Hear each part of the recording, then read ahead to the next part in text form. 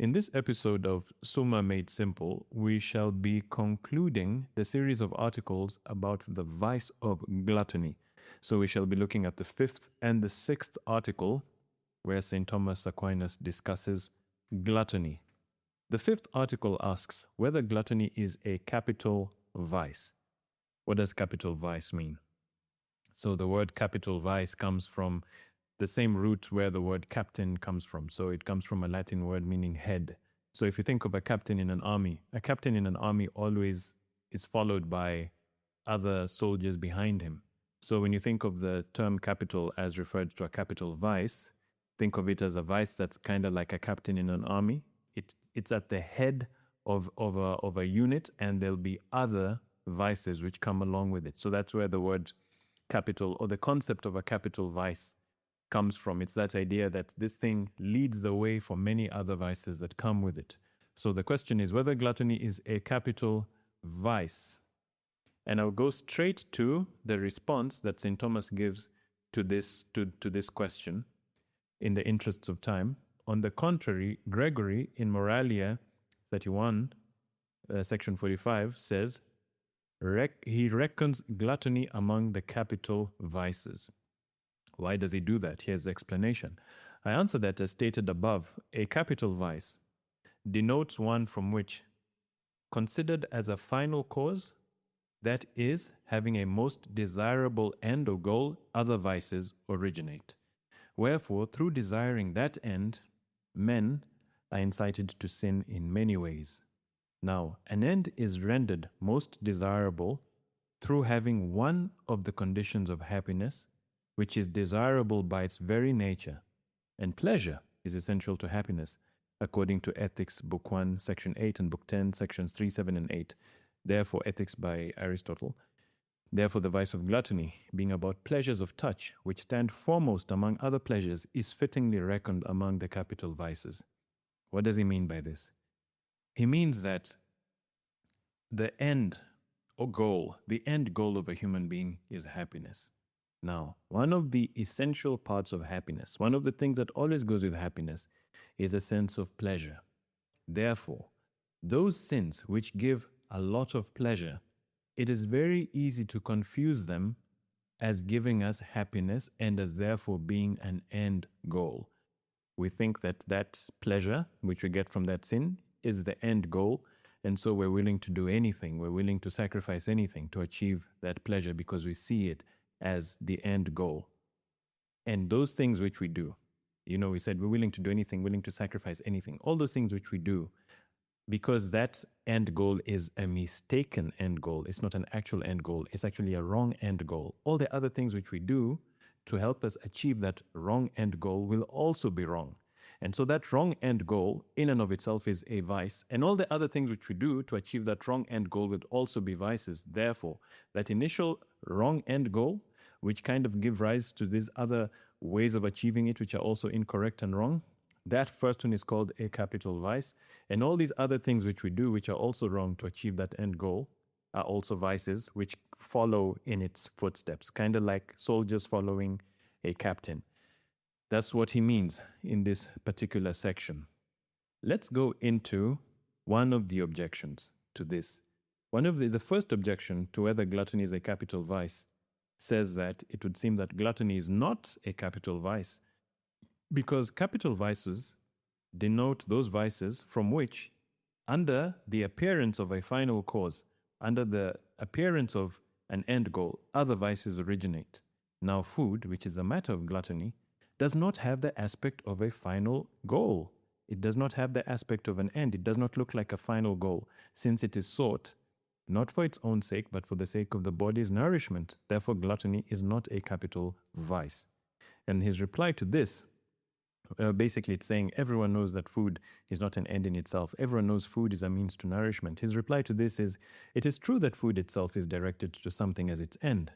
But since that end, since that goal, namely the sustaining of life, is most desirable, and whereas life cannot be sustained without food, it follows that food, too, is most desirable. Indeed, nearly all the toil of man's life is directed thereto. In other words, is directed towards getting food. Hence it says in Ecclesiasticus chapter 6 verse 7, all the labor of man is for his mouth. Yet gluttony seems to be about pleasures of food rather than about food itself. So in other words, the objection is saying, listen, everyone knows that food is not a final cause. It's not a final goal towards everyone, towards which people tend. Everyone knows food is just a means to an end, the end is nourishment, so food is a means to that. But what St. Thomas is saying is, gluttony does not have to do with food itself. It has to do with the pleasure associated with food, the pleasure that we gain from food. And this pleasure is what people can confuse as being a final end. And that is the way in which gluttony is actually a capital vice or a capital sin. Let's move on now to the sixth and final article concerning gluttony.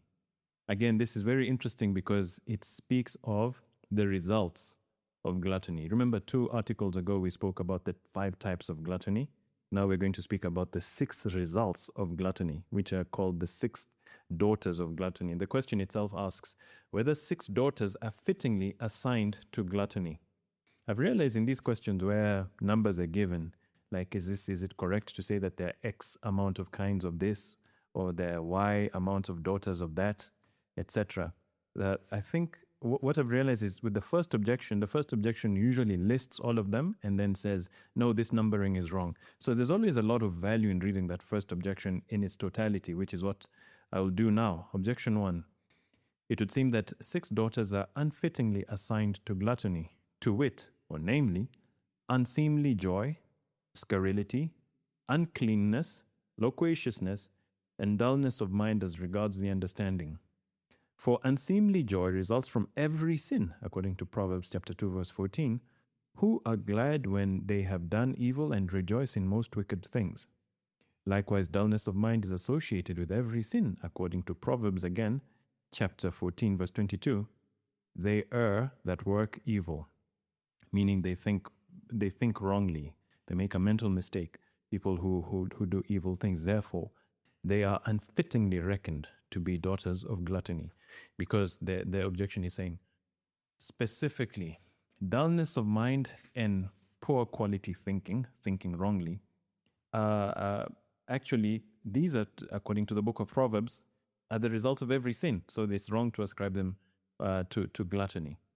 Let's go to the body of the article where St. Thomas gives an answer to this, because in that first objection basically listed these 6 daughters. So St. Thomas is going to now explain them. And he says, on the contrary, Gregory in Moralia 31, section 45, assigns these daughters to gluttony.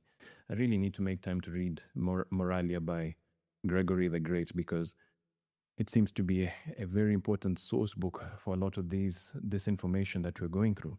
I answer that, as stated above, gluttony consists properly in an immoderate pleasure in eating and drinking. So again, he's reminding us, gluttony is not about food and drink itself. It's about the pleasure that is associated with them, seeking it in an immoderate way, making that pleasure an end in itself. Wherefore, those vices are reckoned among the daughters of gluttony, which are the results of eating and drinking immoderately. These may be accounted for either on the part of the soul or on the part of the body. On the part of the soul, these results are of 4 kinds. First, as regards the reason. So he's speaking about the soul, the results of gluttony on the soul, what it does to the soul. First, as regards the reason, whose keenness is dulled by immoderate meat and drink. And in this respect, we reckon as a daughter of gluttony dullness of sense in the understanding, on account of the fumes disturbing the brain. Even so, on the other hand, abstinence conduces to the penetrating power of wisdom, according to Ecclesiastes 2 verse 3, I thought in my heart to withdraw my flesh from wine, that I might turn my mind in wisdom. I've definitely had this experience where on days when I am fasting, my mental sharpness is just at another level. Like I cannot compare it with days when I'm not fasting. And I don't know if it's because of the fasting or what happens. Or, one of the tricks I've realized about fasting is if you want fasting to be less painful, like just line up some serious brain work, mental work on that day and focus 120% on it.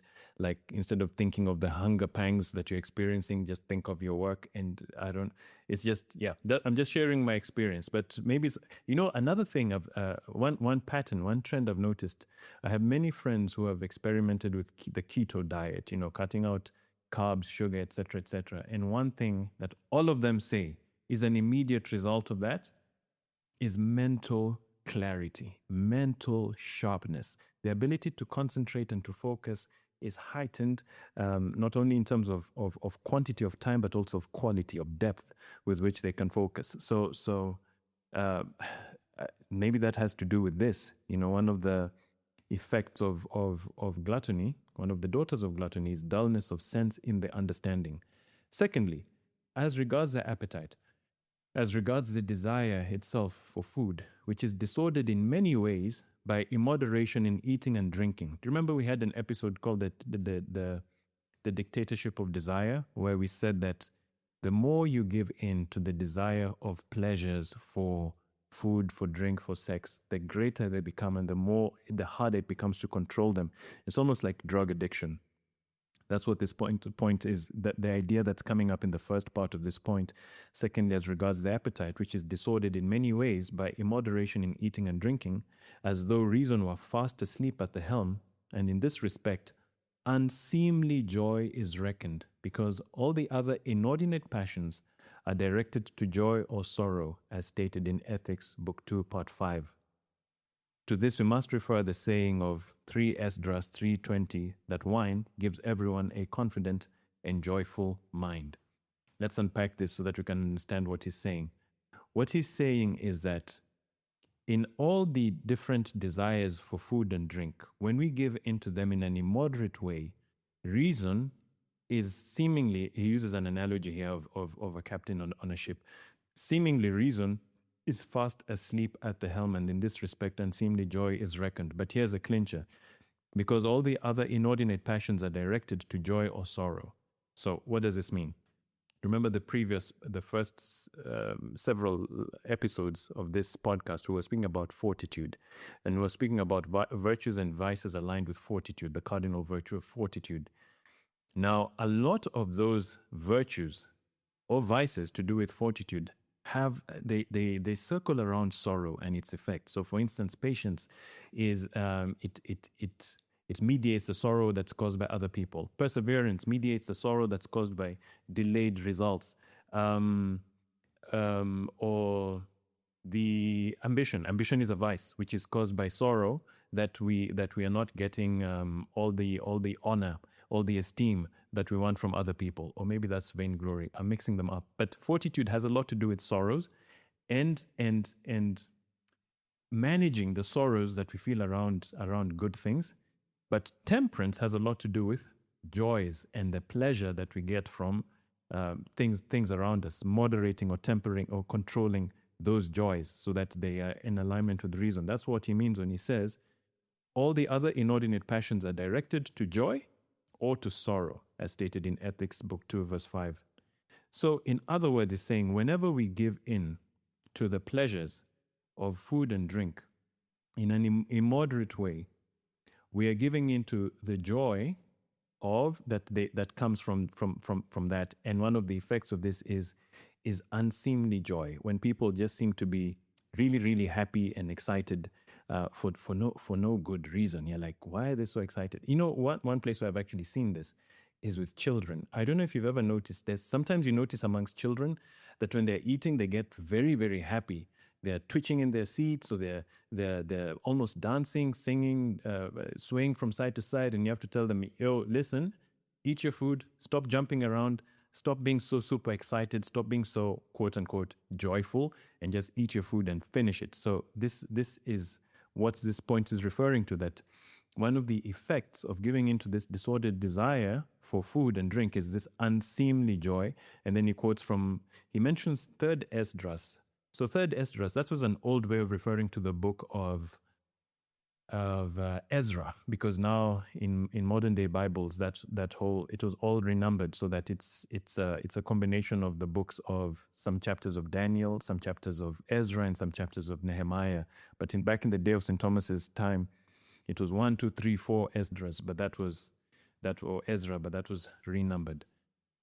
Thirdly, as regards inordinate words, and thus we have loquaciousness, because as Gregory says, unless gluttons were carried away by immoderate speech, that rich man, who is stated to have feasted sumptuously every day, would not have been so tortured in his tongue. Remember the parable of the rich man who would eat well every day and would ignore the poor man at his table, at his doorstep. So that's the parable that is being referred to here, and he's saying that Gregory is saying that unless gluttons were carried away by immoderate speech or loquaciousness, speaking too much, using too many words, unnecessary words, that rich man who is stated to have feasted sumptuously every day would not have been so tortured in his tongue. So he's saying there's a symbolic aspect in that parable.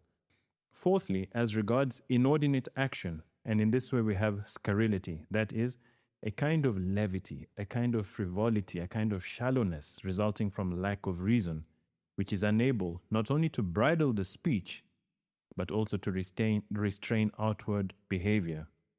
Hence a gloss on Ephesians chapter 5, verse 4, where St. Paul says, or foolish talking or scurrility.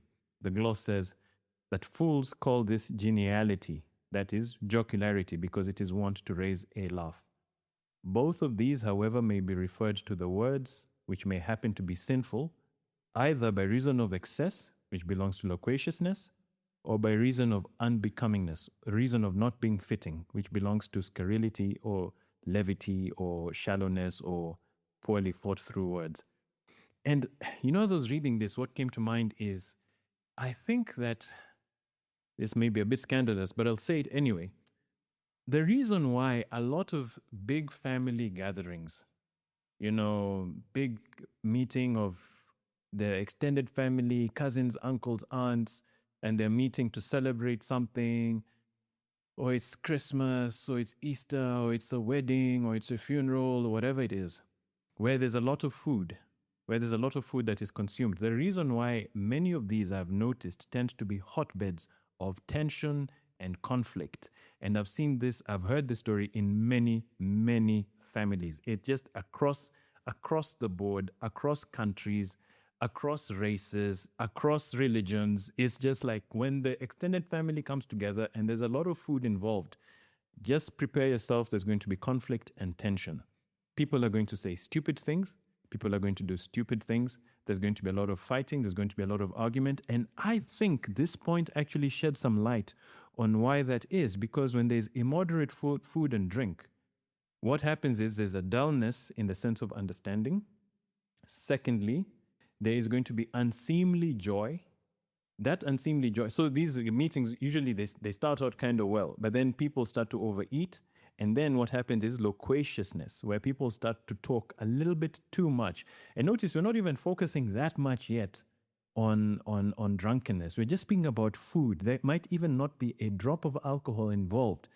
These are just things that have to do with food, right? So people, and this is something I've noticed even in gatherings where people are not drinking alcohol, but there's just a lot of food involved, you just see all of these things starting to play out. Loquaciousness, people start to talk a little bit too much, and then they're not thinking about what they're saying, and as a result, they say things that they shouldn't say.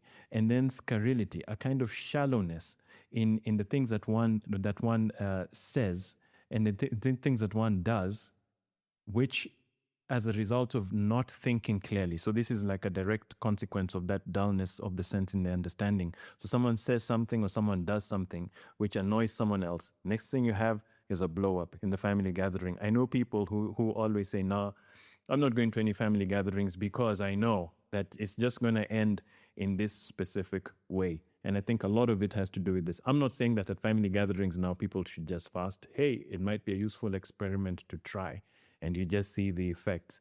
The problem with that experiment is everyone has to buy into it, right? So chances of it being pulled off successfully are slim to none. But it's just an interesting thought, Now, those had to do with the daughters of gluttony with respect to the body, to the soul. Now, with respect to the body, mention is made of uncleanness, which may refer either to the inordinate emission of any kind of superfluities, or especially to the emission of the semen. Hence, a gloss on Ephesians 5, verse 3, but fornication and all uncleanness says, that is, any kind of incontinence that has reference to lust. So again, making that connection between disordered pleasure of eating, leading very directly to lust. And I think a great place where you see this in the Old Testament is in the book of, I don't remember whether it was, I think it was Genesis. It wasn't Exodus. Or was it Exodus? Basically, the golden calf incident. The golden calf incident where the people ate and drank, and then the next thing is they stood up to enjoy themselves. Now that's a euphemism for lustful behavior, but that is usually one of the things that uncleanness of body is one of the end results of this gluttony. And in the previous episode, we explained that connection because there is a certain weakening of the will that happens, and so one is not able to control oneself in not only the aspect of food and drink, but also in all other aspects where strength of will is required.